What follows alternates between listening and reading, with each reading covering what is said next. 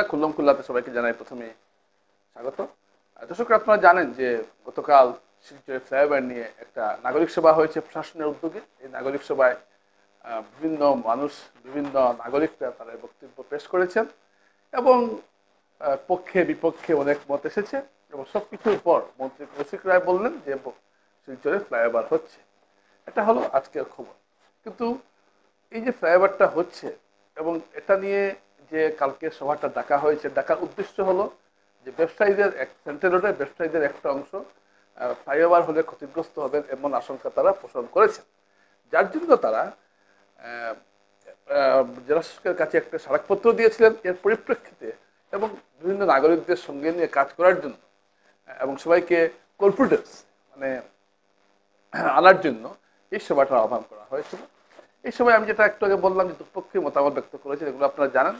কিন্তু মূল যে বিষয়টা এখানে আলোচিত ছিল যে ফ্লাইওভার বানানোর যে উদ্দেশ্য সেটা হলো গিয়ে ট্রাফিক জ্যাম নিয়ন্ত্রণ করা। আমি আগে যে ভিডিওটা বানিয়েছিলাম সেখানে বলেছিলাম যে ট্রাফিক জ্যাম নিয়ন্ত্রণ করতে হলে বাইরের অটোগুলোকে শিলচরে প্রবেশ করতে দেওয়া চলবে না, ওভারটেকিংকে ফাইন করতে হবে। এই ধরনের কিছু কিছু প্রস্তাব এই মুহূর্তে দরকার।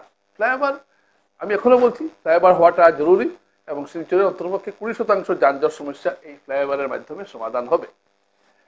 মন্ত্রী বলেছেন যে 24 মাসের মধ্যে ফ্লাইওভারের কাজ সম্পন্ন হবে। এই বিষয়টা নিয়ে আমার কিছুটা সন্দেহ রইল, কারণ সাধারণ কাজগুলি আমরা দেখি যে পূর্ত বিভাগ হোক বা যে কোনো বিভাগ হোক সময় মতো করতে পারে না এবং সারা শহরে আপনারা দেখবেন খোঁড়াখুড়ি রাস্তাঘাট পড়ে রয়েছে। এইগুলো বিষয় কিন্তু দেখাটা খুব জরুরি ফ্লাইওভারের দৃষ্টিতে।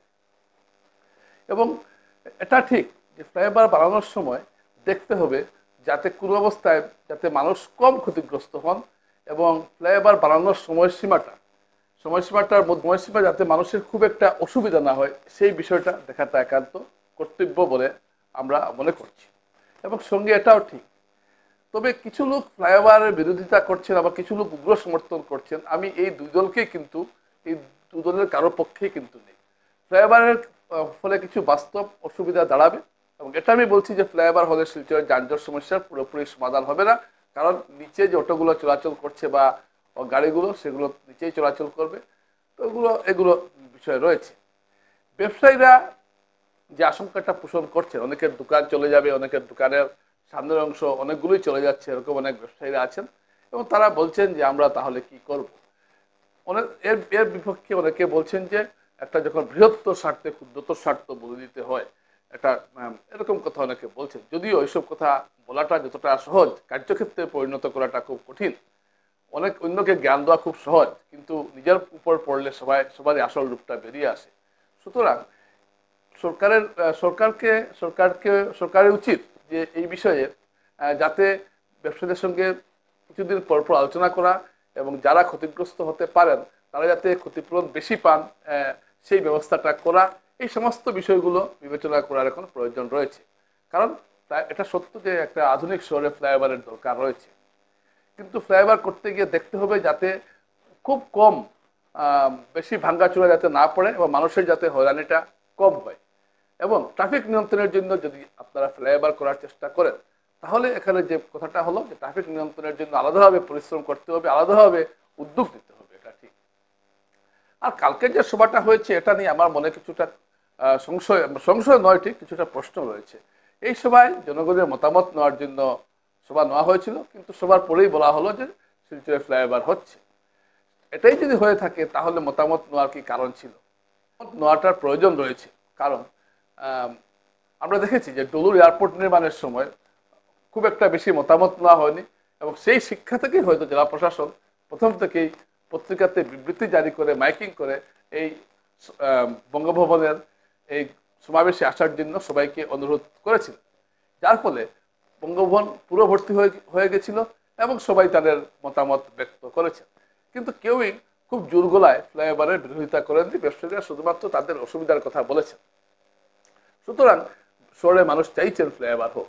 এবং আমার কাছে যেটা খবর যে ফ্লাইওভারের কাজটা কোন ঠিকাদার করবেন সেটা কিন্তু আগেই ঠিক হয়ে গেছে, 15 দিন আগে। এই খবর একটা আমার কাছে আছে এবং এই খবর যদি সত্য হয় তাহলে এই সভা করার কি অর্থ দাঁড়ায়, এই সমস্ত প্রশ্নও কিন্তু জনমনে উত্থাপিত হচ্ছে। যে ঠিকাদার কাজ পেয়েছেন, আমি এই মুহূর্তে তার নাম বলবো না, কিন্তু তিনিও ভালো ঠিকাদার, অত্যন্ত ভালো ঠিকাদার। শিলচরে তিনি অনেকগুলো ভালো কাজ করেছেন, বাইরেও করেছেন। তো এটা একটা কথা। তারপর এই জনসভা করার অর্থ এটাই যে কিছু সরকারি নিয়ম নীতি এখানে মেনে চলা হয়েছে, তার জন্যই এই নাগরিক নাগরিক সভার আয়োজন করা হয়েছে। তাই অর্থাৎ এখন বোঝা গেল যে শিলচর ফ্লাইওভারটা হচ্ছে, এটা নিশ্চিত। এখন যতটা সম্ভব, কিন্তু একটা ভালো কাজ হওয়ার পরও সবাই কিন্তু এটাকে খুব একটা সর্বসম্মতভাবে ভালোভাবে নিতে পারলেন না।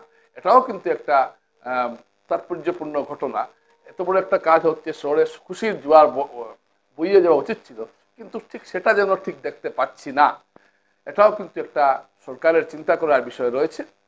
তাই আমার মনে হয় যে মানুষের সঙ্গে আরো নিবিড়ভাবে আলোচনা করা, সবাইকে বারে বারে ডাকা, সবাইকে বারে বারে বোঝানো, এবং কি কি বাস্তব সমস্যা হতে পারে সেটা চিহ্নিত করে ব্যবস্থা নেওয়া। শুধুমাত্র ক্যাপিটাল থেকে উঠলাম, রাঙিখাড়ি যে উপর দিকে চলে গেলাম আর যানজট হলো না, এটা কিন্তু বলাটা যতটা সহজ, বাস্তবে কিন্তু ঠিক ততটাই কঠিন।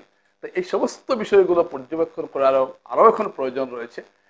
এটা উচিত, সরকারের উচিত যে এই বিষয়টাকে আরো বেশি বেশি করে মানুষের সঙ্গে কথা বলা, মানুষের কাছে যাওয়া। কারণ এটাও ঠিক যে একটা আধুনিক শহরের জন্য ফ্লাইওভার খুব প্রয়োজন। নমস্কার।